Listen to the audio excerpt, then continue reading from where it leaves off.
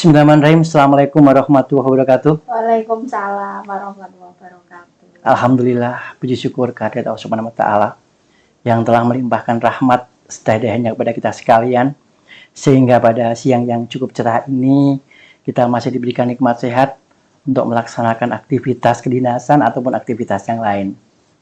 Dan tentunya sobat desa yang saya hormati, alhamdulillah puji syukur kehadirat Allah Subhanahu wa taala pada siang yang cukup cerah ini kami kedatangan tamu istimewa. Ibu Ketua Tim Penggerak PKK Kabupaten Batang, Ibu Purwaniti, dan tentunya beliau selaku PJ Ketua Tim Penggerak PKK Kabupaten Batang akan menyampaikan beberapa hal yang berkaitan dengan masalah program PKK yang ada di Kabupaten Batang. Dan harapan kami apa yang telah disampaikan oleh beliau barangkali bisa memberikan sebuah edukasi, informasi. Karena saya yakin kegiatan PKK, program pemberdayaan keluarga, kesejahteraan keluarga ini menjadikan semacam sesuatu hal yang sangat penting. Karena bagaimanapun program kesejahteraan keluarga ini bisa memberikan semacam kontribusi untuk bisa mengembangkan bagaimana peran PKK yang ada di tingkat desa, sehingga harapan kami PKK di tingkat desa ini bisa memberikan sebuah edukasi kepada masyarakat tentunya. Untuk itu, waktu sepenuhnya kami berikan kepada Ibu Ketua Tim Penggerak PKK. Waktu dan tempat kami persilahkan untuk menyampaikan beberapa hal yang terkait dengan masalah program PKK di tingkat kabupaten. Monggo Ibu. Terima kasih atas waktunya Pak Ari. Ya. Assalamualaikum warahmatullahi wabarakatuh. Sahabat keluarga masyarakat Kabupaten Batang yang saya cintai. Ya. Alhamdulillah di sini saya diberi kesempatan untuk menyampaikan beberapa program terkait dengan pemberdayaan kesejahteraan keluarga. Yang pertama, bahwa gerakan PKK itu punya landasan hukum. Ada Undang-Undang tentang Desa, ada Peraturan Menteri Dalam Negeri, ada Peraturan Presiden nomor 29 tahun 2017.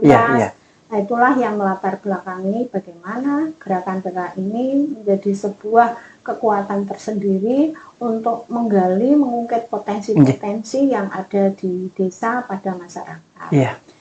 Nah, gerakan PKK itu punya peran yang sangat penting, yaitu sebagai mitra pemerintah. Mitra pemerintah. Ya, dari pusat sampai bawah itu organisasinya. Ada ketua umum selaku istri Menteri Dalam Negeri, ada ketua tim gerak PKK tingkat provinsi, kabupaten, kecamatan, desa. Inilah sehingga organisasi PKK ini alhamdulillah menjadi sebuah gerakan yang punya daya ungkit besar dan merupakan mitra pemerintah. Luar biasa. Nah, peranan PKK itu sangat besar sekali untuk meningkatkan kesejahteraan masyarakat dari unit yang paling kecil yaitu keluarga. Bagaimana menumbuh kembangkan potensi keluarga untuk meningkatkan kesehatan, kemandirian, kemajuan, kesehatan, dan bisa memberikan sumbangsih untuk negara. Kalau keluarga yang merupakan unit terkecil itu sehat, sejahtera, pasti negara akan kuat. Mantap. Nah, inilah makanya dari atas sampai bawah kita harus bersama-sama bersinergi dengan seluruh organisasi perangkat desa, perangkat daerah, bagaimana kita menjalin sebuah kegiatan yang bisa meningkatkan kesejahteraan masyarakat. Nah, yang kedua, dalam kegiatannya PKK mempunyai 10 program pokok PKK. Nah, dari 10 program pokok PKK ini dibagi menjadi 4 pokja. Nah, di mana pokja yang pertama pokja 1 itu membidangi penghayatan dan pengenalan Pancasila serta gotong royong. Nah, dalam hal ini program prioritas adalah bagaimana yang sekarang menjadi tren Pak ya, bagaimana kita memberikan sosialisasi tentang keluarga Indonesia sehat anti trafficking, keluarga Indonesia sehat anti narkoba, keluarga Indonesia sehat lindungi anak. Betul. Nah, dari kekerasan seksual, kita sosialisasikan undang-undang perkawinan untuk mencegah perkawinan dini atau anak. Sehingga apa, ini salah satu upaya kita untuk mencegah stunting yang sekarang sedang tren. Kemudian juga ada krisan, gitu ya, misalnya krisan, keluarga anti narkoba itu krisan. Kemudian pembinaan kewarganegaraan bela negara. Ini harapannya kita seluruh warga negara itu punya rasa nasionalisme yang tinggi, cinta tanah air. Dan PKK sudah melakukan itu bersama OPD terkait. Contohnya dengan Dinas DP3P2KB, juga dengan Polres, juga dengan Kementerian Agama. Kami selalu bekerja sama, dan dengan bagian hukum. Dengan OPD-OPD yang terkait ini, PKK menjadi kerjasama untuk meningkatkan program yang menjadi sebuah permasalahan besar untuk bisa kita tekan kasusnya seminimal mungkin. Nah, ini harapan kami ini bisa nanti diteruskan di tingkat kecamatan, di tingkat desa seperti itu. Ya. Kemudian Pokja 2 ini yang bidangi pendidikan dan keterampilan, sama pengembangan kehidupan berkoperasi. Yang sekarang kita laksanakan adalah yang sedang kita gelontorkan, Pak ya. Ini program Gelari Pelangi. Apa itu, Ibu? Gelari Pelangi itu salah satu kegiatan yang berorientasi untuk meningkatkan pendidikan dan keterampilan keluarga. Juga untuk meningkatkan ekonomi. Nah, itu. Yang penting itu, Ibu. Ya. Kenapa ini kami sosialisasikan, dan kemarin baru kami melakukan pembinaan, insya Allah tahun depan akan dilakukan evaluasi. Ini harapannya melalui program Gelari Pelangi ini, desa menjadi sebuah desa yang mandiri, yang kuat, sejahtera, maju. Karena apa? Dari program Gelari Pelangi ada 5 pilot proyek, Pak. Nah, yang pertama mungkin bisa ada toko PKK. Toko PKK ini merupakan wadah untuk menampung home industri dari warga setempat. Jadi nanti masyarakat bisa membeli suatu di toko PKK. Nih, keterampilan apa bisa difasilitasi di toko PKK? Mungkin dalam bentuk ada bisa barang, bisa juga makanan, souvenir dan sebagainya. Ini sebagai penyedia toko PKK ini dikelola oleh Pokja 2. Kemudian juga ada rumah Dilan, rumah pendidikan dan latihan. Rumah Dilan, Bu ya? Iya, rumah Dilan, Pak. Ini tujuan rumah ini dibangun, harapannya karena sementara ini belum ada rumah tersendiri, jadi masih di tempat warga yang ditunjuk. Rumah pendidikan dan latihan ini untuk melatih keluarga atau remaja atau siapapun, bisa menjahit, bisa latihan keterampilan, bisa memasak dan sebagainya, untuk meningkatkan keterampilan, untuk peningkatan pendapatan keluarga juga. Kemudian ada kampung mandiri. Nah, kampung mandiri ini orientasinya mewujudkan sebuah kampung dengan kemandirian warganya. Misalkan di situ salah satu contoh kampung mandiri di sebuah kampung nelayan. Nah, bagaimana memberdayakan masyarakat di situ untuk bisa meningkatkan pendapatan ekonomi nelayan warga dengan melibatkan diri dalam kampung mandiri. Nah, di situ nanti ada pengurusnya juga, mungkin bisa difasilitasi dengan kegiatan simpan pinjam, kemudian dengan penjualan produk-produk secara bersamaan. Kan biasanya ada terasi, ada ikan asin, ada lain sebagainya. Sesuai dengan produk unggulan desa ya, Bu ya. Betul. Ada melati, bagaimana ini mengupayakan melati ini bisa mendapat harga jual yang layak, tidak jatuh banget, tapi bisa layak. Syukur-syukur harganya tinggi ya. Nah itu ada kampung mandiri yang dikelola oleh Pokja 2. Kemudian juga literasi. Nah, nih literasi ini penting di zaman sekarang. Kita tidak lepas dari gadget, tapi apapun literasi atau perpustakaan meningkatkan minat baca masyarakat itu juga menjadi sebuah dorongan kuat dari PKK supaya apa? Melek dengan pengetahuan dan tidak berbayar. Dari literasi hasil membaca itu harapannya diperoleh kemampuan keterampilan, ada tindak lanjutnya. Kemudian juga ada kegiatan pelatihan IT, Pak. Iya. Nah, ini juga kita bisa bekerjasama dengan perpustakaan. Betul. Nah, kemudian tadi ada toko, ada literasi, gemar baca, Pak ya, rumah dilan, kampung mandiri ya, ada 5 itu. Itu program yang sekarang kita galakkan untuk desa-desa, terutama desa binaan. Ya. Kemuan untuk operasi OP2K tadi yang kelima, OP2K, Pak. Ya, ini juga kita galakkan kembali, di mana OP2K ini menjadi sebuah banknya masyarakat di suatu wilayah yang aksesnya mudah, harapannya, dan tidak terlalu tinggi ya, karena itu dari anggota untuk anggota. Jadi, simpan pinjam, Ibu. Simpan pinjam ini juga penting sekali untuk bisa diberdayakan. Kemudian untuk yang Pokja 3 itu berkaitan dengan masalah pangan, sandang, perumahan, dan tata laksana rumah tangga.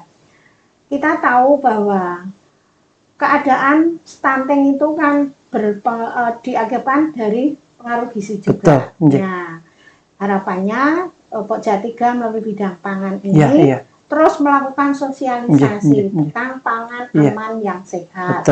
Kemudian stop boros pangan. Pemanfaatan halaman untuk hatinya PKK. Bagaimana mengolah makanan yang sehat. Jangan dibiasakan mengolah makanan sembarangan. Termasuk bahaya makanan yang dikonsumsi itu harus diselesaikan oleh para kader kami di wilayah pedesaan. Ini sudah dilakukan di tingkat kabupaten. Kemudian diteruskan juga oleh Bu Camat dan Pokja 3 untuk ke desa-desa. Harapannya desa nanti juga meneruskan lagi ke wilayah masyarakat secara umum maupun di kelompok-kelompok pertemuan. Jadi dari atas ke bawah itu bisa kenal. Kemudian tentang gizi. Gizi ini B2SA, makanan beragam, gizi seimbang dan aman. Ini juga prioritas, Pak. Prioritas dari kami untuk bisa dilakukan terus-menerus. Jangan pernah berhenti, karena kita itu masyarakat itu tahunya prima, tanahnya instan. Betul.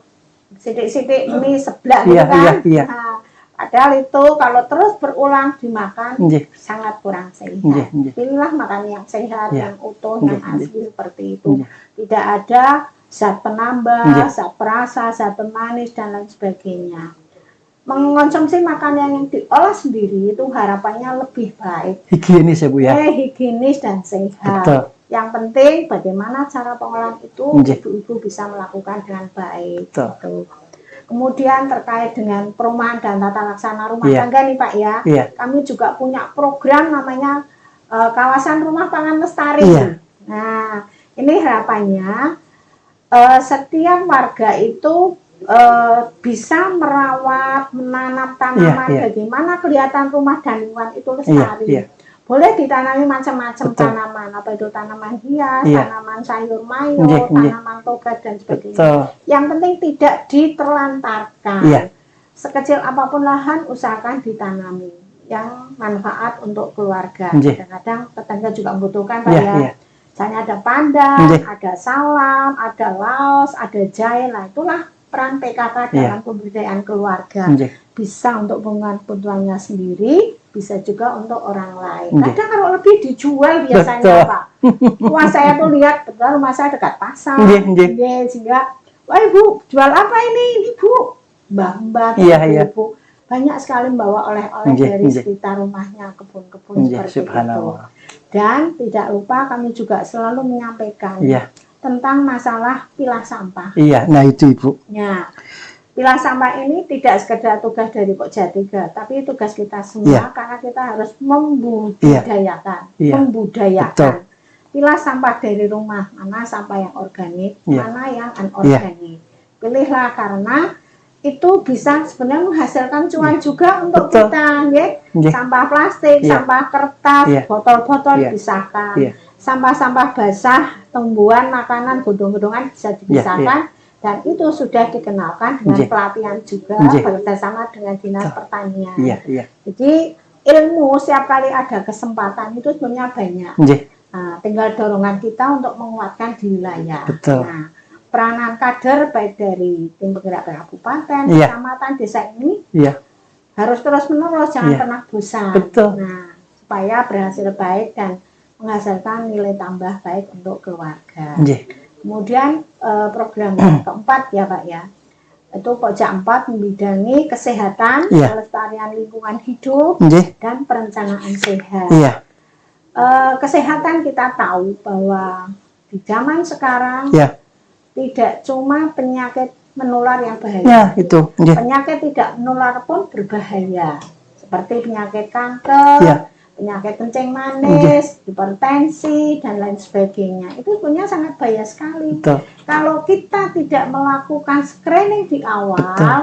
melalui posyandu, Iya. posbindu, Nggih, nggih. itu kita bisa, yang mudah-mudahan pun sebelumnya sudah ada Tanda-tanda. indikasi, tanda-tanda, tapi kan tidak melakukan Nggih, nggih. pemeriksaan, Betul. akhirnya tiba-tiba, Fatal. loh usia masih 35 kok Nggih. kena stroke. Nggih, Nah nggih. ini makanya dalam kegiatannya di desa, Iya. Pojok 4 ini melakukan kegiatan posyandu Betul, juga betul. untuk screening Iya. seperti itu. Juga memberikan sosialisasi dengan manfaat imunisasi baik pada ibu hamil, pada bayi, Iya. juga masalah penyakit-penyakit, Iya. juga masalah stunting, bagaimana pemberian gizi yang baik, pola asuh yang Iya. baik, bagaimana kita menghadapi anak, paling tidak penanganan awal ketika Betul. anak demam seperti Betul. itu. Melalui kegiatan secara umum Iya. juga dibangun kelas balita, kelas ibu hamil, kelas remaja. Itu tujuannya untuk meningkatkan kesehatan masyarakat lewat upaya pelayanan kesehatan yang paling dekat, yaitu di kelas remaja atau posyandu. Harapannya tidak ada masalah yang tidak bisa diatasi. Betul. Ya. Semuanya bisa diselesaikan dengan baik, dengan kemitraan bersama antara PKK dengan dinas instansi yang ada di masing-masing OPD, kecamatan, desa seperti itu. Kemudian terkait dengan pelestarian alam. Iya. Ini juga ada kegiatan yang bersama dengan Dinas Lingkungan Hidup. Iya. Beberapa tahun yang lalu itu sudah terjadi, Pak. Contohnya ada pemberian bibit tanaman untuk turun jalan, untuk laut, pantai ya. Desa pantai itu ada kerjasama. Kemarin juga PKK digandeng oleh PLN, DLH, melakukan tanam bersama cemara laut di Pantai Sigandung. Nah itu ke depan mudah-mudahan nanti ada program tambahan lagi dari Dinas Lingkungan Hidup untuk PKK, untuk turun-turun jalan yang masih panas, masih apa seperti itu. Dulu kami juga melakukan penanaman bersama yang difasilitasi Dinas Lingkungan Hidup, itu di Dukuh Temon, Kecamatan Tuli itu sampai sekarang jadi rindang itu. Wah, itu dulu gersang, sarang, rindang. Ini kan yang menikmati masyarakat. Tantangannya kadang-kadang ada sebagian masyarakat yang tidak setuju. Nanti banyak burung, nanti makan padi dan sebagainya. Tapi setelah diedukasi, dicoba dulu Bu, nanti ini lebih aman, lebih rindang, orang yang lalu lalang di sini rasanya aman. Mau jalan, mau sepeda nggak apa-apa. Dicoba dulu sebelum sesuatunya. Jadi dan alhamdulillah mereka ternyata senang. Tidak ada burung makan padi, aman, misalnya bisa tetap panen seperti semula. Kemudian terkait dengan perencanaan sehat, ini program ketiga dari Pojok 4. Kita juga sosialisasi tentang masalah bagaimana merencanakan sebuah keluarga yang sehat dan sejahtera. Yang yaitu yang terkenal dengan keikutsertaan KB. KB itu tidak cuma diberikan pada pasangan usia subur saja ya Pak ya, tapi bisa dilakukan pada orang yang belum siap untuk hamil. Contohnya pada pasangan pengantin yang masih terlalu muda, itu juga kita edukasi gitu melalui saat pemeriksaan cabul. Kemudian pada ibu yang baru melahirkan, supaya tidak terjadi kesundulan, itu juga disarankan untuk KB segera setelah melahirkan sebelum pulang ke rumah, MKJP dan gratis. Itu kami kerjasama dengan DP3 P2 KB. Juga sebagai KB pada ibu-ibu pus yang tidak ingin punya anak tapi tidak mau KB, padahal dia masih masa subur. Ini juga harus kita lakukan edukasi, karena apapun namanya kehamilan, harapannya itu kehamilan yang diharapkan. Jangan sampai kehamilan tidak direncanakan, tidak diharapkan, sehingga nanti ada upaya-upaya pengguguran, tidak disayang setelah lahir dan sebagainya. Kan kasihan anak, tidak mendapatkan pola asuh maupun perawatan yang lebih baik seperti kakak-kakaknya sebelumnya. Kemudian juga masalah menabung, bagaimana kita memberikan pengasuhan atau edukasi, jangan boros. Seorang ibu harus bisa manajemen keuangan keluarga. Betul. Jangan sering menuntut pada suami. Nah, itu kadang tidak boleh nih ya.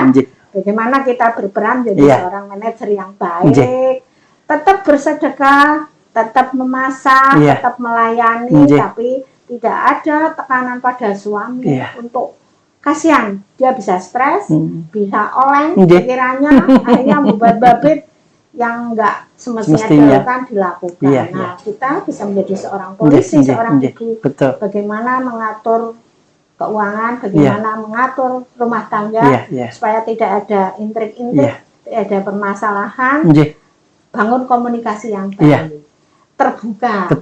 Antara suami istri harus terbuka dan saling menyayangi, saling pengertian, seperti itu. Subhanallah, luar biasa. Kupas tuntas ternyata sebuah peran PKK yang disampaikan oleh Bu PJ Ketua Tim Penggerak PKK Kabupaten. Tentunya ini menjadi sebuah refleksi kita bersama, Ibu. Karena saya yakin teman-teman Sobat Desa, kalau kita sampaikan Sobat Desa di tingkat desa ini, Ibu, dengan berbagai permasalahan yang luar biasa PKK ini, tentunya kalau kami tadi melihat ada 4 pokja yang luar biasa sudah disampaikan oleh Ibu Ketua Tim, tentunya ini menjadi sebuah refleksi kita. Apakah yang ada di tingkat desa barangkali, di tingkat kecamatan barangkali sudah melakukan apa yang tadi disampaikan yang semestinya. Tentunya ini menjadi semacam evaluasi kita Sobat Desa. Dan harapan kami kira-kira Ibu, setelah dalam proses kegiatan pembinaan, baik itu di tingkat kecamatan, barangkali nanti Ibu juga sampaikan kepada tim penggerak PKK kecamatan juga, termasuk tim penggerak PKK yang ada di tingkat desa. Apakah tadi yang sudah disampaikan yang semestinya itu sudah dilaksanakan di tingkat kecamatan ataupun di tingkat desa di dalam melaksanakan Pokja 1, 2, 3, 4 malah Ibu tadi? Coba sampaikan Ibu, dulu saya Ibu. Ya. Alhamdulillah setelah kami mengevaluasi, mengobservasi, sebagian besar sudah dilakukan. Alhamdulillah. Karena kami bisa mengevaluasi hanya melalui desa binaan. Di mana setiap tahun PKK Kabupaten bekerja sama dengan Dispermades itu kan ada pembinaan desa binaan. Setiap kecamatan 2 desa. Nah, kami lihat alhamdulillah sudah bisa dilakukan. Dan mudah-mudahan harapan kami apa yang menjadi program-program nasional bisa jalan terus searah dengan kegiatan yang ada di desa. Dan mohon maaf Pak ya, tadi saya lupa terkait dengan peningkatan indeks pembangunan manusia itu ini. Ibu. Kami juga di Pokja 2 mensosialisasikan tentang wajib pendidikan dasar 9 tahun. Dan tidak cuma itu, seluruh anak usia dini diharapkan itu bisa sekolah PAUD. Dan alhamdulillah kemarin saya sangat bermohon sekali, harapannya ke depan bukan ke depan ya, sekarang kan Posyandu sudah menjadi lembaga kemasyarakatan desa sesuai dengan Permendagri nomor 13 tahun 2024. Itu Posyandu membidangi 6 pelayanan. Ada pelayanan kesehatan seperti yang biasa kita lakukan. Kemudian ada bidang pendidikan. Nah, ini harapannya jangan sampai anak usia dini tidak sekolah. Jangan sampai anak-anak usia di wajar pendidikan dasar tidak sekolah. Ini tugas di bidang pendidikan. Kemudian juga ada bidang pekerjaan umum nih Pak. Jadi akses air bersih harus bisa diserap oleh masyarakat. Mana-mana desa yang belum, masyarakat yang belum bisa air bersih, ini ada catatannya dan nanti menjadi prioritas untuk bisa ditangani dengan baik. Juga ada bidang pekerjaan rumah. Pekerjaan rumah ini termasuk bagaimana menangani rumah-rumah yang tidak layak. Ini semua ada di dalam kegiatan Posyandu. Kemudian yang kelima ada bidang ketentraman, ketertiban umum dan keamanan lingkungan. Bagaimana tentang kesiapsiagaan masyarakat. Nah, bagaimana pos kampleng ini bisa berjalan dan berdaya sehingga lingkungan aman, tertib, semuanya tidak ada problem, harapannya di situ. Dan yang terakhir itu bidang sosial. Ini harapannya dari 6 bidang ini yang bertujuan untuk meningkatkan kesejahteraan masyarakat. Amin. Luar biasa sekali PKK yang sudah beliau sampaikan terkait dengan masalah 10 program pokok PKK yang terpinggir dalam 4 pokja tentunya.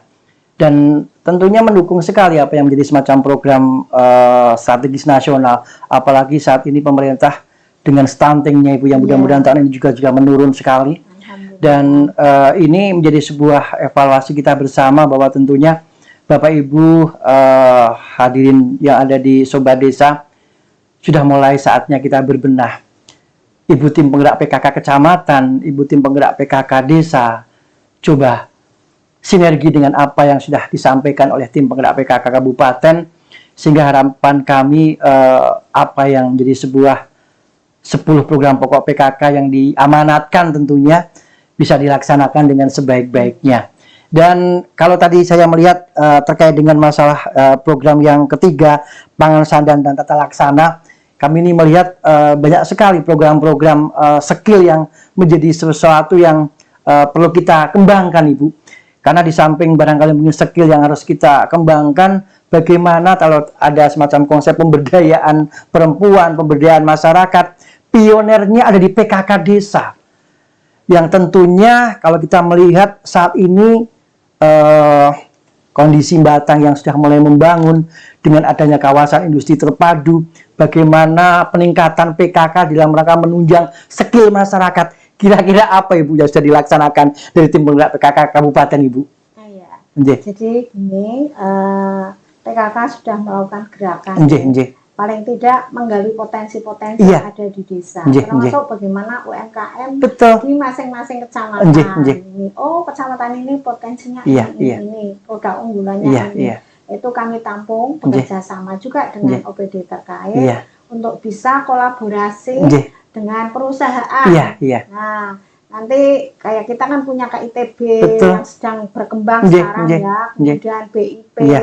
Nah, itu harus kita isi dengan produk-produk unggulan Kabupaten Batang, yang mana pasti desa itu tahu, kecamatan tahu, dan kita tarik melalui PKK Expo kayak kemarin, dan kita kolaborasi juga saat ada kegiatan Batang Expo untuk mengisi. Dan nanti kita cari produk-produk yang seperti itu untuk mengisi di KITB juga. Kami juga sudah matur dengan salah satu direktur yang perempuan itu bersama Budian malah. Budian. Perempuan harus masuk untuk mengisi. Harapannya nanti kita menjadi pelaku usaha, bukan jadi penonton. Bahkan kita harus maju. Makanya harus komunikasi dengan yang pihak memang seperti itu, kemudian dengan masyarakat juga ada jembatan untuk masuk di situ. Ya mudah-mudahan, mohon doa restunya seluruh masyarakat Batang bisa mengisi pembangunan dengan baik dengan segala kemampuannya. Jangan pernah putus asa, jangan merasa tidak ada pekerjaan, karena sesungguhnya pasti ada. Tinggal kita itu mau berangkat apa enggak, mau semangat enggak, mau berenergi mengeluarkan tenaga apa enggak. Tidak boleh diam, pasti ada.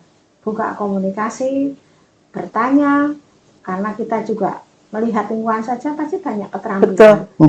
Ada mengolah makanan, menjahit, dan lain sebagainya. Dan tentunya Ibu, kalau kita bicara desa binaan, memang luar biasa sekali.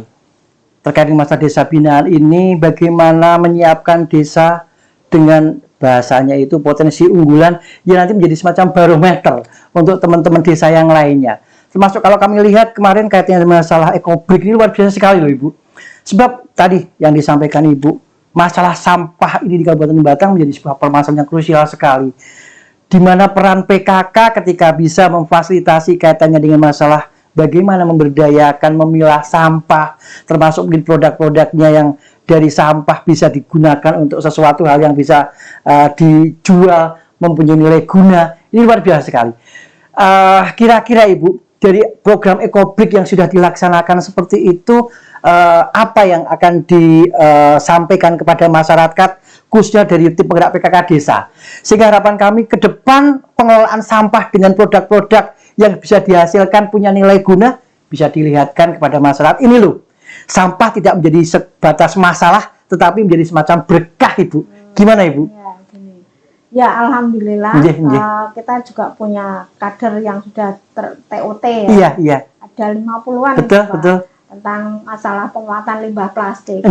Bagaimana kita memakai limbah plastik bisa menjadi ekobrik, sudah terkenal di mana-mana ya. Dan kita budayakan sampai ke pelosok desa untuk tetap bergerak, memanfaatkan sampah plastik untuk bisa menjadi barang yang bermanfaat. Entah itu bisa untuk tempat duduk, bisa untuk gapura dan lain sebagainya, untuk kursi itu untuk hiasan-hiasan hewan dan sebagainya. Dan kami lihat ke desa-desa sampai sekarang masih berjalan. Bahkan saya beberapa tahun ini keliling juga, inilah ekobrik, ini ada binatang ini ada gapura seperti bagus-bagus semuanya. Ke depan harapannya terus dilakukan.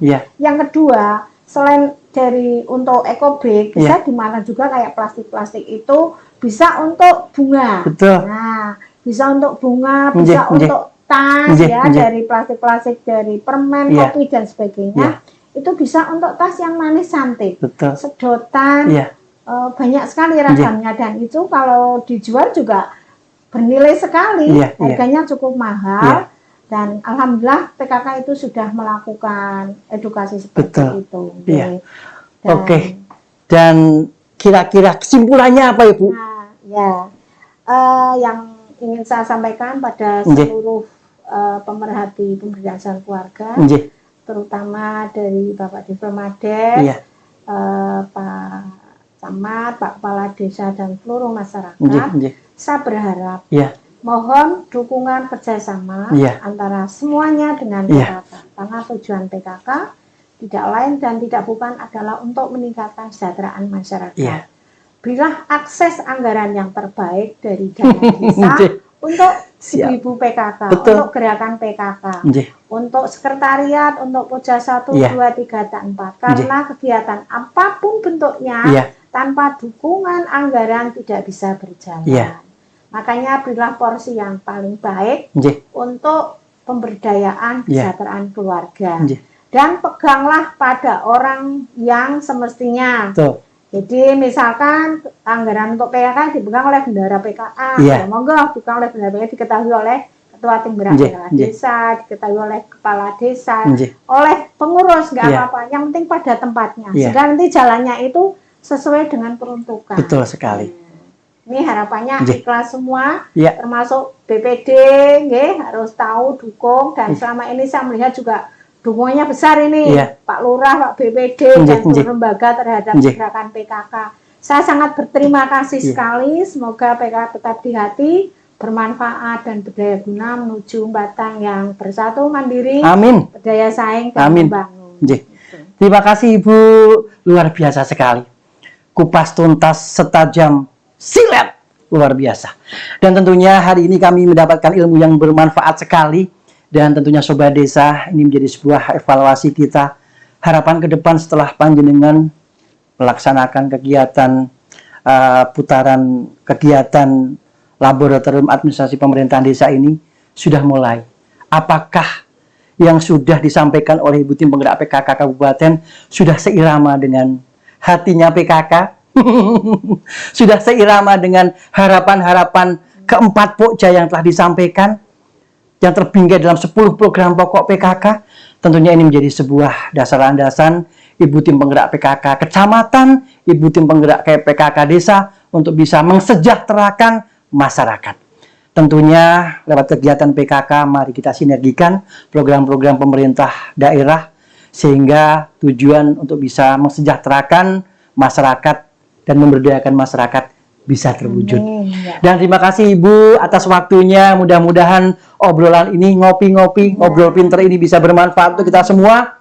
Dan kalau ada sumur di ladang, boleh kita menumpang mandi. Dan insya Allah kalau ada umur kita panjang, insya Allah kita ngobrol-ngobrol, ngopi lagi. Begitu kami akhiri. Assalamualaikum warahmatullahi wabarakatuh. Waalaikumsalam. Injih Ibu, terima kasih.